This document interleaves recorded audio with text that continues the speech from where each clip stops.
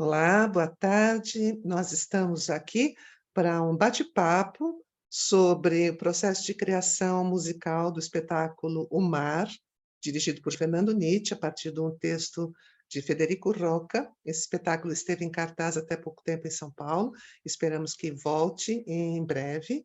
E eu gostaria de apresentar a vocês a professora doutora Sônia Gusinski, que foi a nossa diretora musical, e muito mais do que isso, porque o universo sonoro que sustentou e fez parte de toda a criação do espetáculo foi fundamental, e nós devemos a essa grande artista que está aqui conosco, professora, pesquisadora, cantora, que tem um livro maravilhoso sobre o canto Yiddish no Brasil. É um livro fantástico que todo mundo tem que ler. Ela é especialista em música, literatura e cultura judaica. E hoje essa conversa é uma conversa curta. Eu vou passar a palavra para a Sônia, porque ela fez várias anotações de vários temas que nós vamos ter muito prazer em escutar, porque são muito ricos, todos eles têm relação com o nosso trabalho. Esse espetáculo foi criado por essa equipe, Fernando Nietzsche, Sônia Gusinski, Marina Caron, e pelas atrizes Yael Pekarovich e Laura Lapadula. A Yael, inclusive, que foi quem nos apresentou esse texto, e também ele só foi possível graças ao PROAC que nós ganhamos, o PROAC 01-2022. Sem esse edital, nós não estaríamos aqui, com certeza, conversando com vocês. Esperamos que em breve nós possamos estar novamente em cena, porque é um espetáculo que toca em temas muito importantes, em temas que dizem respeito não só ao Brasil, mas toda a humanidade, não só a questão entre Israel e palestinos, mas a todas as questões que implicam na necessidade da escuta, na necessidade da comunicação e, fundamentalmente, na necessidade do respeito e do amor entre os seres humanos. Então, eu vou passar a palavra para a Sônia. Vi que Yael está conectando. Yael é uma das atrizes também do espetáculo. Yael foi responsável pela tradução desse texto maravilhoso. E, a partir de agora, vocês estarão com a Soninha, Sônia Gusinski, que eu peço licença para chamar de Soninha. Ela tem vários itens que ela gostaria de abordar. Vou deixar isso a critério dela e, no final, só vou pedir para ela, quando for encerrar, falar especificamente do processo de criação desse universo sonoro que permeou e deu essa sustentação magnífica, poética, musical, espiritual para o espetáculo. Então, com vocês, professora, doutora, eu gosto de falar cantora em primeiro lugar, porque ela tem uma voz de anjo, e também professora da Escola Superior de Artes Célia Helena. Lá ela é professora do mestrado, da pós-graduação, do mestrado em Artes da Cena, e falei bacharelado? Não sei se eu falei, bacharelado, pós-graduação e o mestrado em Artes da Cena. E agora, Sônia Gusinski, com vocês. Obrigada, Beth. É uma delícia, né? Ouvir você falando de mim. Você é uma pessoa que eu tenho tanto. Ah, peraí, deixa eu apagar esse sonzinho de WhatsApp aqui. Com licença. Pronto.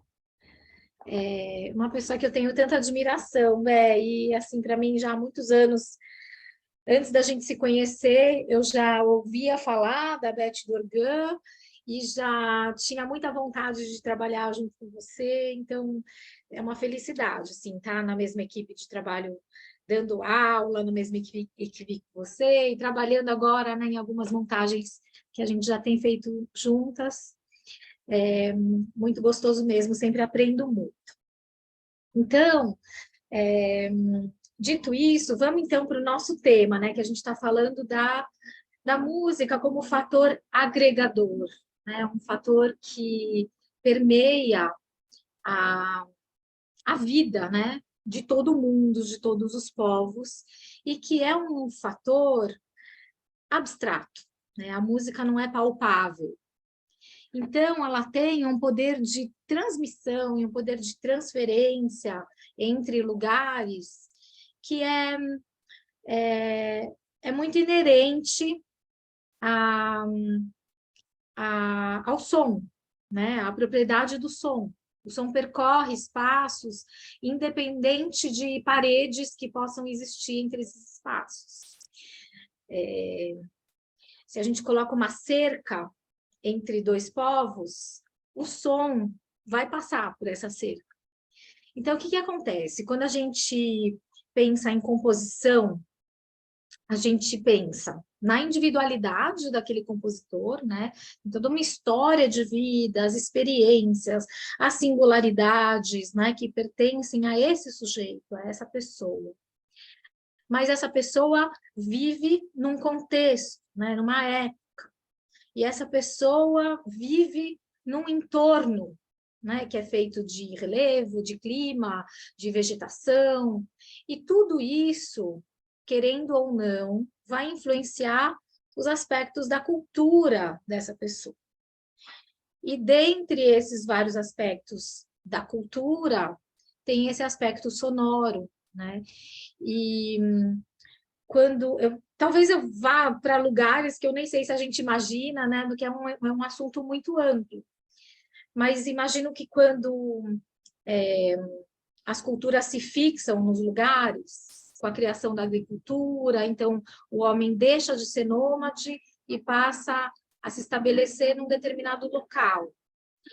Aí, essas civilizações vão criando características que são próprias dessa civilização, porque elas estão nesse lugar. Então, a gente não pode esquecer disso, que o lugar vai afetar totalmente todos os aspectos culturais. Hoje em dia, essas fronteiras estão muito mais fluidas, por causa da globalização, por causa da possibilidade de escutar outras atmosferas sonoras. Mas, há pouco tempo atrás, as notícias do que acontecia em lugares sonoros diferentes, elas percorriam as viagens, né, desse som de forma um pouco menos ágil, como percorre hoje. E hoje até surge uma questão de que música pertence a quem? Né? A gente está com tantos atravessamentos, de tantas referências sonoras, que a gente já não se entende mais como pertencente a uma determinada cultura musical.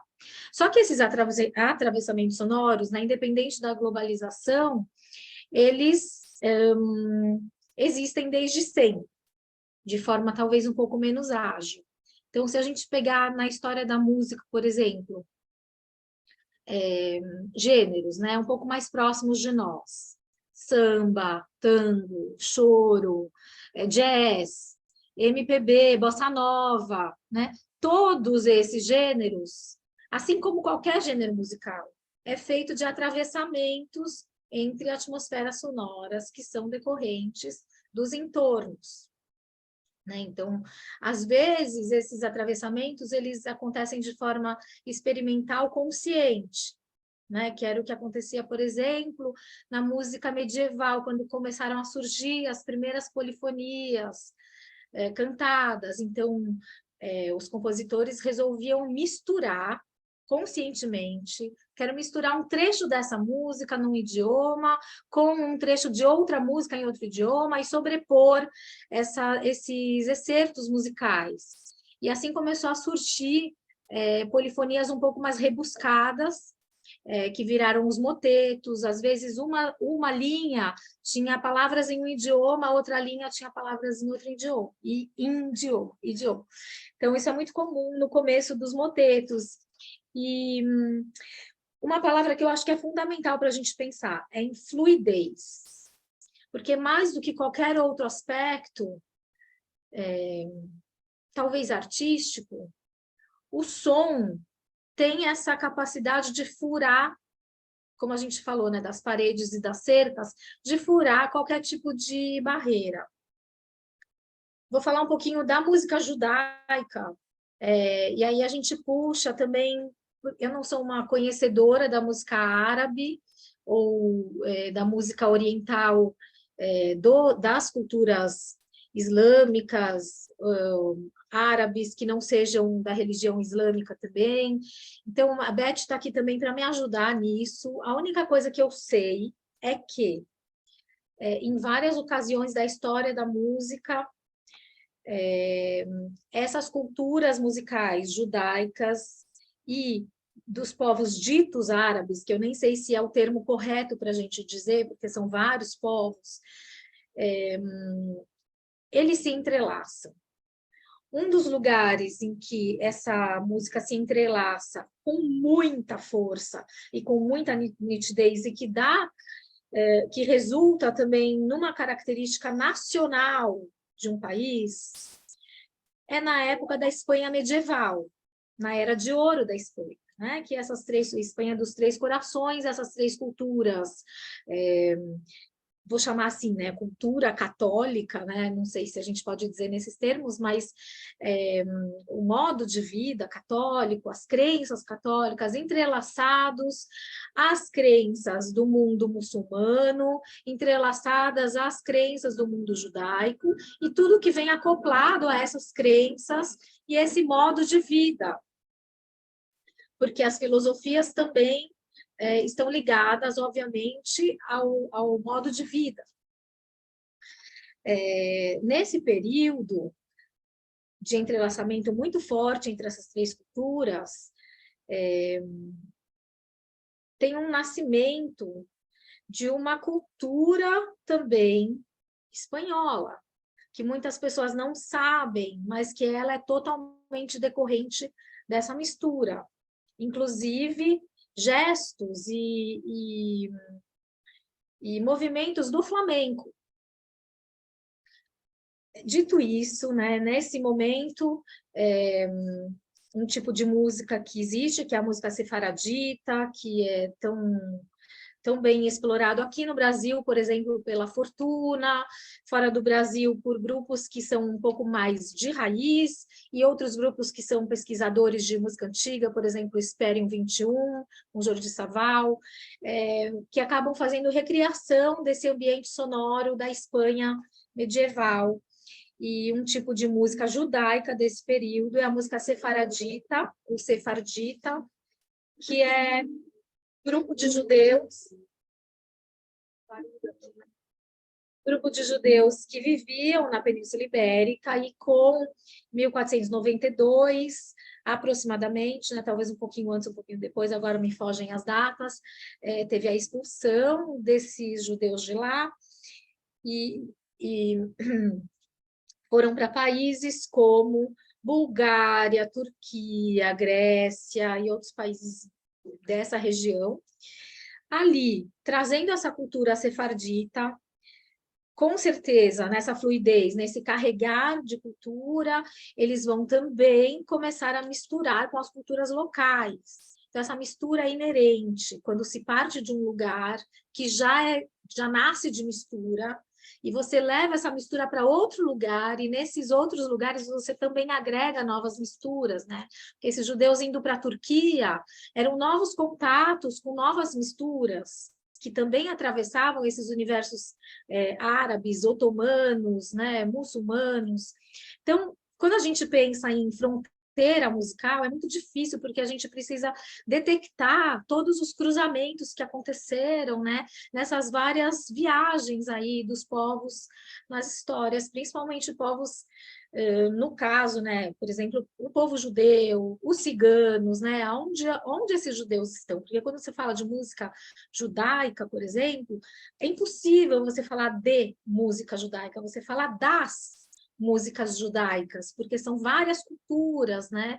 Então, além dessa vertente da música sefardita, que tem muito cruzamento, como a gente falou, com a cultura muçulmana, a gente também tem um outro lugar onde isso acontece, que é no leste europeu, que é daí que decorre o meu trabalho de doutorado, que é onde surgiu uma outra vertente, que não tem nada a ver com esse lugar da Espanha, mas que carrega traços culturais judaicos pela religião e pelo uso do hebraico, não pelo modo de vida, e sim... bom, aqui eu estou me contradizendo, né? Falando que a filosofia também tem a ver com o modo de vida, mas acho que é uma contradição inerente, porque às vezes eu acho que é um trânsito de mão dupla, né? Tanto a filosofia interfere na cultura, como a cultura vem da filosofia, né, o modo de vida, enfim.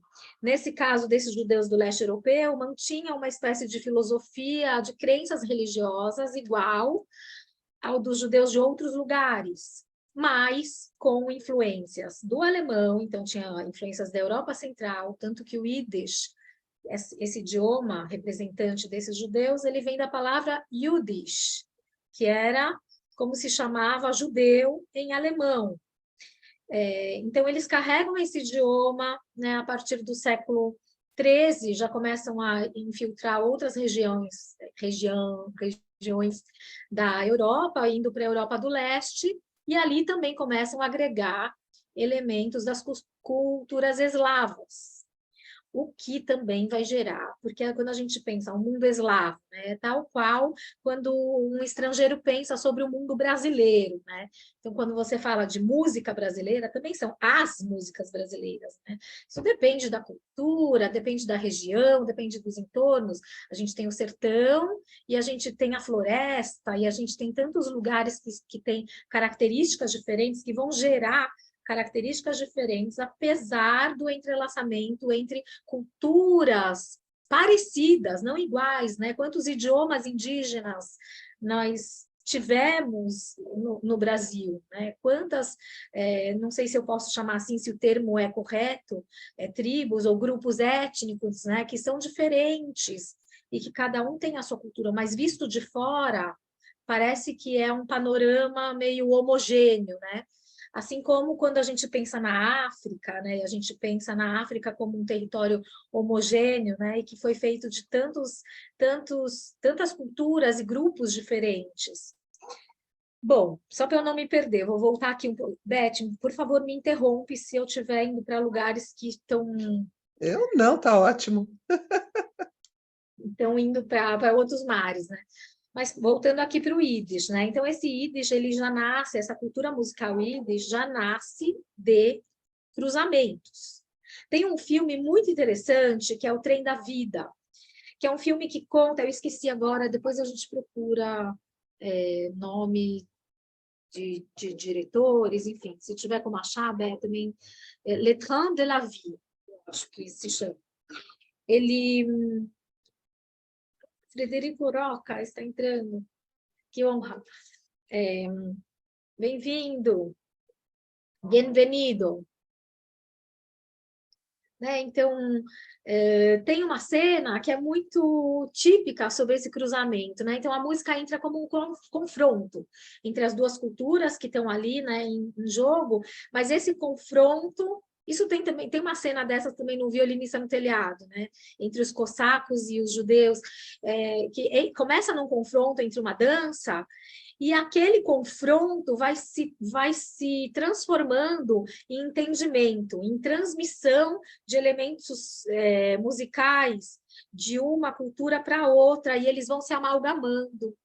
Então, eu acho que tudo isso que a gente está falando aqui, né, que a gente está trazendo esse tema que é a paz, que a paz tem a ver com convivência, com harmonia, com escuta, com uma coisa que permeia, né? Ou que é impermeável, né? Não, peraí, é impermeável, eu quis dizer, né? Que é impossível impermeabilizar as influências sonoras, né? Então, nitidamente, a paz, né? Uma solução para a paz, eu acho que inconscientemente pode estar na música, que essa música, às vezes, com elementos muito parecidos, podem pertencer às várias culturas, né?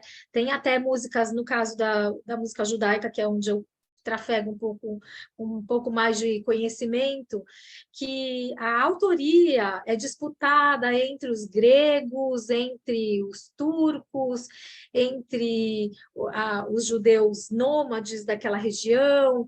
Então, tem muitas linhas melódicas que pertencem a todos os povos. Tem coisas que eu reconheço, por exemplo, a Beth falou de mim como cantora, mas estou com a voz péssima. Mas, por exemplo, uma música que a minha avó me cantava quando era pequena, que eu não lembro a letra, que traz para mim um ambiente sonoro que é totalmente música folclórica brasileira, né? Música popular de cirandas, que é...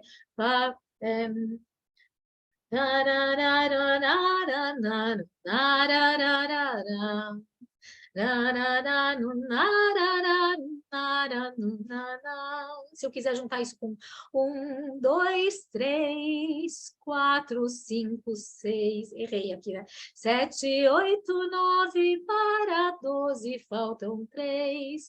O moreno é meu, não é de mais ninguém. Então, assim, o que é, né, musical que é de cada povo? Por exemplo, ritmos assim do tipo...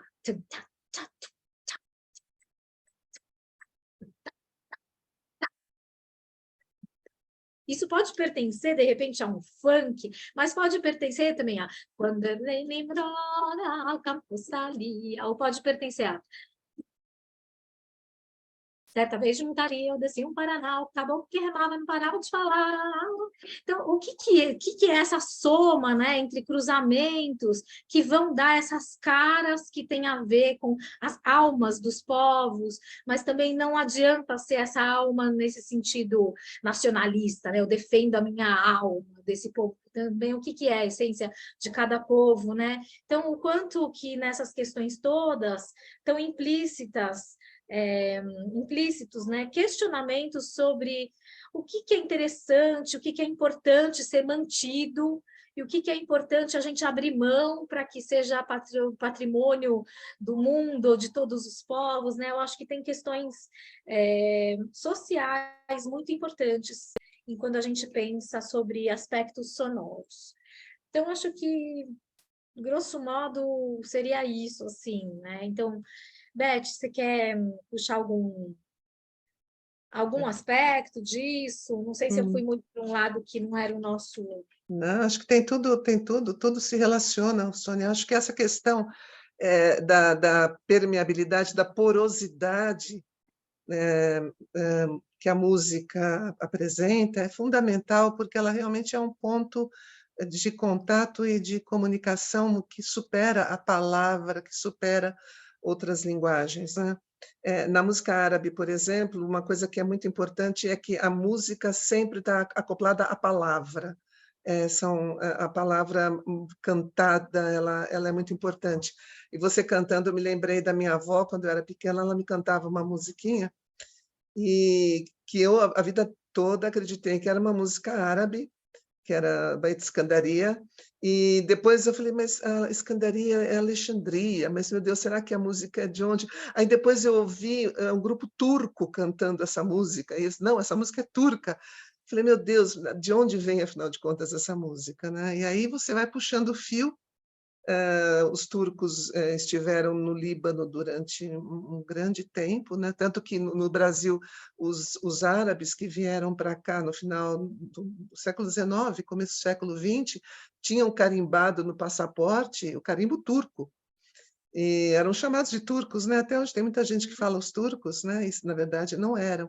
Então, essa porosidade, essa mescla, é algo que eu acho importante, porque não deixa a gente perder a origem, aquilo que é a, a coluna básica, né, de um povo, de uma história de um povo, e, ao mesmo tempo, é por onde essas pessoas se misturam, se mesclam, se escutam, né, e aprendem a se escutar, porque eu acho que é disso que a nossa peça fala. Nós estamos com muita honra recebendo aqui o Federico, o autor, o dramaturgo do Mar, né? Então, e por isso eu acho que a questão musical é tão importante nesse trabalho. Eu me lembrei de um filme que... E você me falou o nome do filme, por favor, marca aqui para mim depois de novo para eu procurar. Tá. E eu me lembrei de um filme que se chama A Banda, Uhum. e é de um grupo, se eu não me engano, egípcio, que vai fazer uma apresentação e, por engano, eles descem antes e descem em Israel, num lugarejo, numa região ali. E é lindo, porque é através dessa música que eles não falam a língua, não falam hebraico, os israelenses não falam árabe. Então, assim, através da música que eles vão se relacionando, é belíssimo, né? Então, eu acho que o teu caminho tá muito, muito pertinente. Gostaria agora, Sônia, porque já temos um horário, infelizmente, que não é muito, muito longo, gostaria que você falasse, por favor, da sua pesquisa e da realização desse trabalho, especificamente do mar. Como foi esse processo para você? Como foi que você chegou a essas músicas, a essa sonoridade?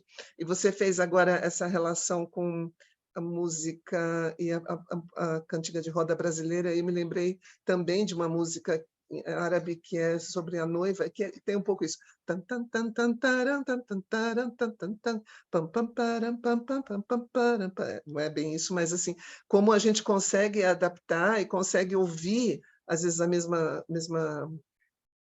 sonoridade em vários lugares, em várias épocas. Você falou dos judeus que foram para esses países do leste europeu. Eu penso nos judeus e nos árabes que vieram para o Brasil, né? Minha Sim. família veio no começo do século XX, foi toda para Minas.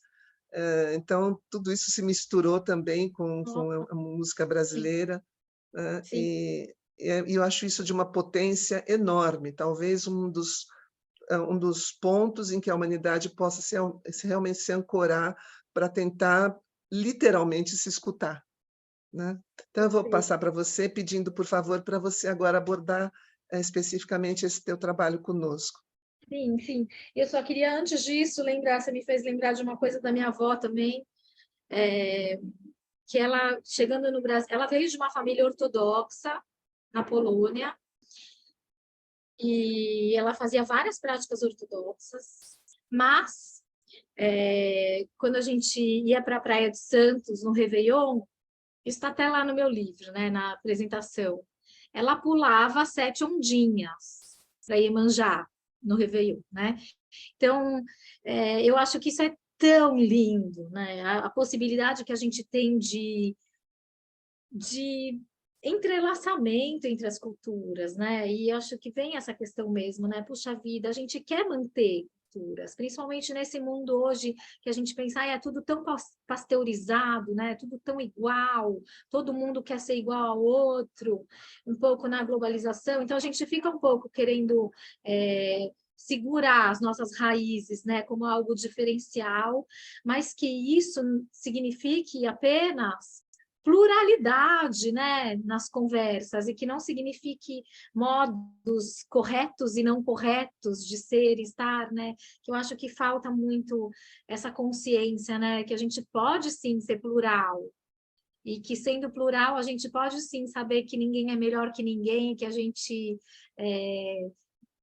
pode aprender com as outras culturas e mudar coisas da nossa também, né, as coisas não são estanques.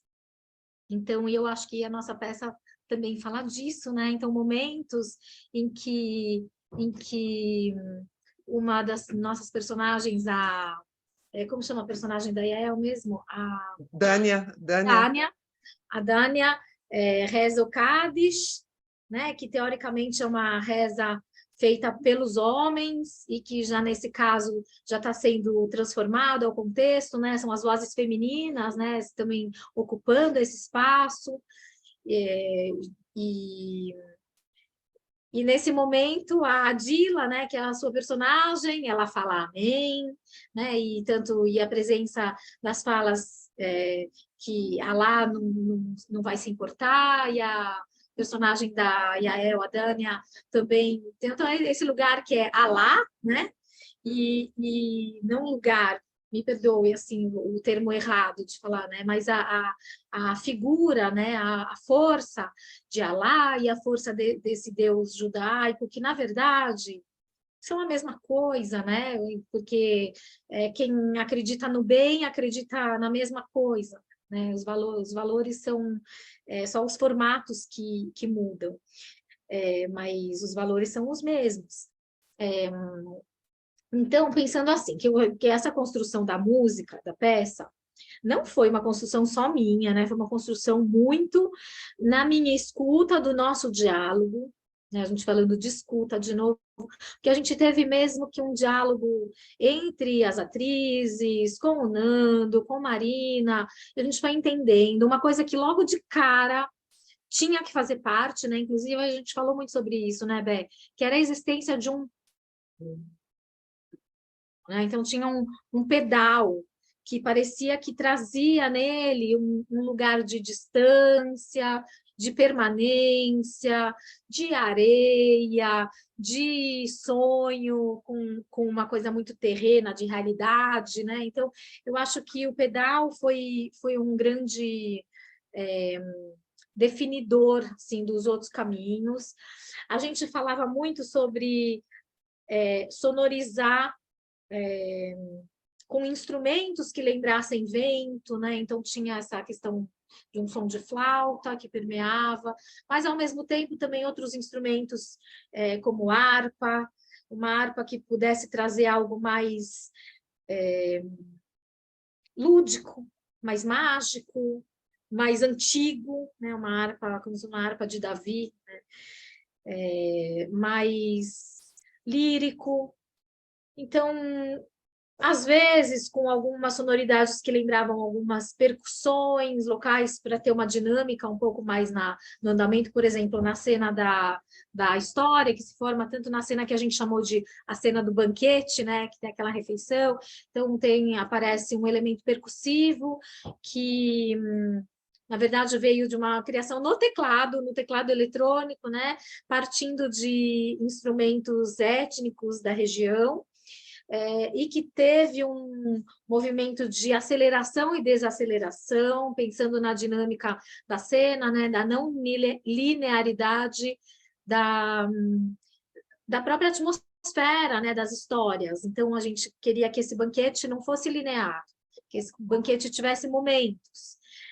A gente queria que essa história também não fosse linear. Então, na história também aparecem uns sininhos, né, que a gente pontua. Depois de um tempo, veio aparecer um som de água, que eu achei que estava faltando, né, porque no texto do Federico, ele coloca, né, em alguns lugares assim que o som de água volta, e eu estava sentindo falta desse som aparecer mesmo, né, com a menção do mar, mas é muito difícil em termos musicais a gente colocar sons sutis, né, porque senão a coisa fica um pouco legendada e fica meio para um lugar óbvio, como se a música quisesse tomar a frente e liderar uma atmosfera, né? E, às vezes pode acontecer, né, na participação da música em cena, mas muitas vezes a música vem como um elemento sutil, quase que inconsciente, né, que transporta tanto o ouvinte quanto os atores para lugares que movimentam esses afetos do ponto de vista inconsciente. Então a voz, né, não deixa de ser a voz do mar. E eu acho que o pedal também ele também apareceu em momentos que a gente falou do mar. Então, ele vinha no lugar do seco, né, da areia, e ele vinha no lugar do mar também, como um elo entre esses dois ambientes, porque tudo que a peça conta, né, não tudo, eu não estou restringindo, porque é enorme, né, o que a peça diz, mas um dos fatores muito marcantes, e que é o título, né, da peça, é essa tentativa da chegada no mar, né? Então, de um lugar onde é totalmente, a Dila fala isso, né? Só tem areia e mais areia, né? Para chegar nesse lugar que tem areia, mas que tem a água e que a gente vê lá de longe, né? Essa infinitude, né? Eu acho que o mar também representa a água, o emocional, a infinitude, o turbilhão das ondas, e ao mesmo tempo tem essa estabilidade, que é esse mistério que o mar promove, né? A gente é capaz de ficar olhando para o mar e todo aquele movimento, só que dentro da gente o movimento traz isso. Então, eu acho que o pedal também vem para pontuar isso, né? Que mais? Agora também teve a cena das bombas, né? Isso foi uma Sim, outra história. história, né?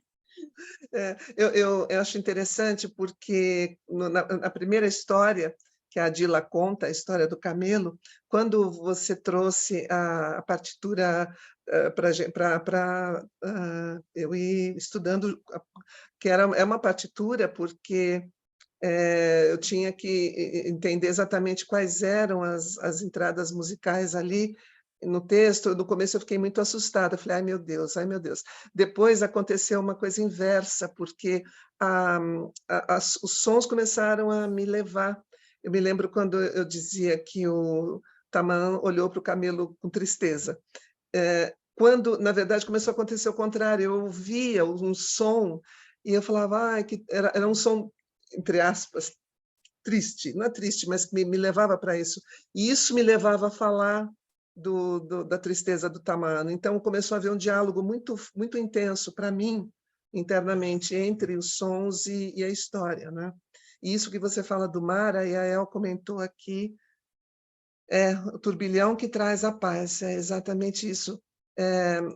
Que é esse mar no sentido não só concreto, mas no sentido figurado também, né? Esse mar que também nos conecta com os outros, né? Com o outro lado, a existência da possibilidade de um outro lado e de tudo, de um mergulho, é ancestral. E esqueci o que eu ia falar, o resto, mas não tem importância. Mas é isso. Você falou, né? Não, porque eu acho que esse mar ele é mesmo, é uma grande metáfora. E, assim, lembrei o que eu ia falar, era da sua proposta, quando você pediu para a Yael, Laura e eu experimentarmos, cantar, fazer os vocalizes, que também é de 3 atrizes brasileiras, mas também é de 2 personagens palestinas e uma judia.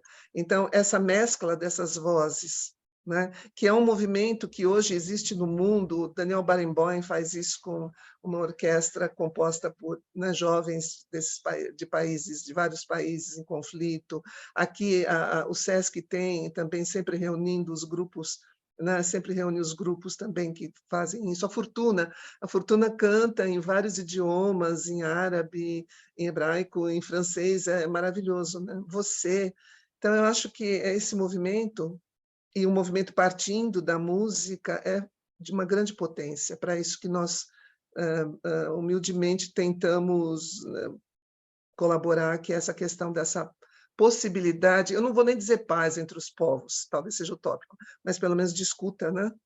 E de respeito entre os povos. Queria agradecer imensamente, nós estamos já muito assim em cima da hora. Queria Yael, Federico, abram as câmeras, se vocês puderem, abram as câmeras para a gente se ver aqui, ver se eles podem, não sei, né, como eles estão, se eles podem aparecer, mas assim, eu queria dizer, olha, Federico Roca, Federico! nosso dramaturgo amado, diretamente do Uruguai, que nos deu esse presente maravilhoso que foi esse texto. Federico, todas as vezes em que comentam sobre a peça, a primeira coisa é a beleza desse texto.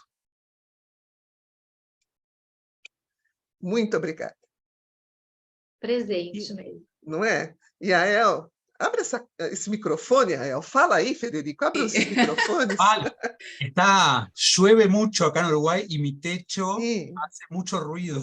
Entonces, no, chuva. Yo le quería decir a Sonia que una de las cosas que más que me encantó, la naturalidad con la que la música y todo el concepto de sonido de la obra abrazaba la obra, y era una serpiente, ¿no? Que de repente estaba y de repente estaba esperando, ¿no? Pero era todo el concepto del sonido y la ambientación, le dio un marco a la obra muy conmovedor, muy conmovedor. Me pareció súper astuto de tu parte que ellas cantaran en vivo, que las tres actrices cantaran en vivo, y que fuera esto, ¿no? Aparecía el pedal y de repente las voces, ¿no? ¡Ay! Y era muy hermoso, muy hermoso. Muchas gracias. Eu que agradeço. Que bonito ouvir isso. Muito obrigada. Obrigada. E elas cantaram lindo, né? Eu esqueci de falar esse detalhe, porque são muitos aspectos que são que atravessam, né, a criação musical, mas as vozes eram vozes muito lindas, vozes que quando a gente fazia as nossas improvisações, muitas vezes elas soavam como uma só, né? É difícil a gente ter uma qualidade de timbrar tão bem, né? 3 vozes. Então, cada uma com a sua qualidade, mas na hora que elas entravam juntas, era difícil identificar quem era quem, né? Isso é muito simbólico, acho que para a nossa peça, né? E também tem um momento que a Yael já tinha trazido também uma canção, que era o Oseh Shalom, né? Que é Faça-se a Paz, e que ela já estava cantando isso lindamente, então isso aparecia depois do cruzamento das bombas e toda aquela atmosfera com aquela dramaturgia sonora, né, das ambulâncias, dos helicópteros e corridas e tiros e bombas, e de repente a gente sentia que sempre foi lindo a Yael cantando aquilo a capela, né, assim, nada. Que eu acho que o grande impacto era todo esse som que estava ali, ele ir desaparecendo, desaparecendo, desaparecendo, silenciou, e aí só fica a voz de uma mulher, né, cantando esse pedido de paz. Então, acho que era o grande hit, assim, um hit musical, né? E esses vocalizes das meninas que foram maravilhosos, que a gente criou um pouco de elementos de sonorização que a gente improvisava, né? Depois algo foi ficando dessas escalas, a gente foi transformando. Algumas dessas improvisações foram lá para o final, para um áudio que é quando termina a peça, né, quando ela diz para onde vamos, ao mar.